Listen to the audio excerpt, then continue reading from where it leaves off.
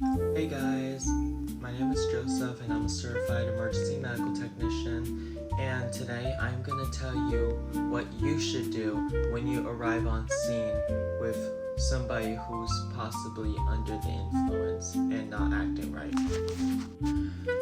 So basically, if you were dispatched for, let's think an example guys. Let's just say if you were dispatched to a neighborhood where you have patient, let's use John Doe for an example. 40-something-year-old John Doe acting sort of erratic, not knowing what's going on, possibly under the influence, per PD. PD as known as police department. PD has arrived on scene and they have suspected that the person is under the influence. However, just because you listen to the dispatch report does not mean that is the case. Do not just assume that the patient is under the influence, because if you assume, that may not go well for your patient. So you arrive on scene. What you're gonna do first, you're gonna obviously assess your scene safety, BSI, take precautions, make sure the scene is safe. If PD has cleared you to come on scene, then obviously confirming that it's safe, then you approach the scene, start approaching the patient, start looking at your surroundings, look at the patient itself, note the patient's behaviors. Don't forget to also introduce yourself to the patient, because introduce yourself, have the patient introduce themselves to, just to set a baseline. Ask them if they know where they are, what time of day it is. Ask like the 4 questions to test their alert and oriented times 4. Person, place, time, and event. Pretty much. I'm not gonna go through all the questions. Yeah, pretty much test person, place, time, and an event. Okay guys? So after you establish that, you're gonna also, if you're able to, gather the information what PD gave you, not just what you got in the dispatch report, but also, if you're able to, ask the patient what they're feeling, because if you suspect the patient might be under the influence, still ask, because they may be able to tell you if they are oriented enough or lucid enough. Sometimes if the patient is under the influence, they may not be able to tell you and you might not be able to get a clear answer. But also, if you're able to, see if you can smell alcohol under the breath, because that may give you a baseline if they ingested too much alcohol, for example. And also, if you have a suspicion for drugs, see if you could check the pupils. Also check the behavior.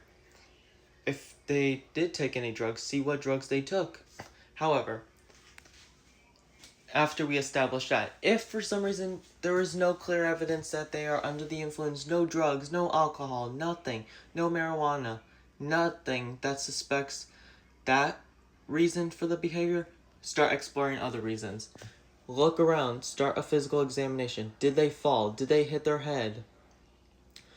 Did they injure themselves in the last few hours to the last day? Because if the patient had a head injury, some of the symptoms being altered, might not know what they're doing. Some of those symptoms may be consistent with a head injury. And if you just assume that they are under the influence and not do the proper physical examination, you are going to miss that key point. So also, what you're going to do, take vitals, take pulses, for example, a pulse ox, oxygen for heart rate, O2 sat.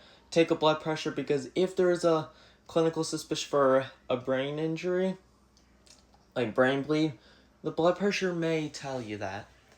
For intracranial pressure, definitely also check the pupils, because you may also see if the pupils may be sluggish. If for some reason, if the patient becomes suddenly unresponsive, the patient may or may not have a blown pupil. Check that as well. And what is it? Actually, a keynote. Did you know? And if you're a new EMT, if you sort of want to know if your patient is high, for example, check the pupils, because you can see, like, if the patient's pupils are like saucers. Yeah.